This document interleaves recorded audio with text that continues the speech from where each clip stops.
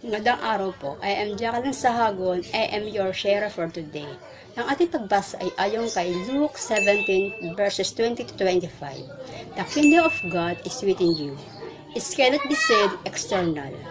Ang kingdom of God ay nagmula sa ating kalooban. Kung ang pananaw natin sa buhay, opinyon, mga salita at ginagawa natin ay bukal sa ating kalooban at naayon sa kalooban ng ating Panginoon Diyos.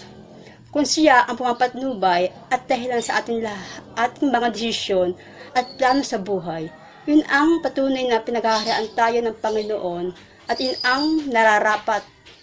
Kung ang Panginoon Diyos ay una sa lahat ng bagay at siya ang sentro ng ating buhay at relasyon sa lahat ng nakakasalamuha natin, yun ang pinakamagandang pagsusunod sa ating Panginoon. That's all for our reflection.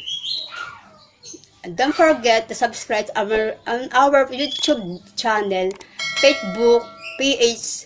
You can also download the Facebook app or visit and register at www.facebook.ph. Thank you everyone. Have a nice day.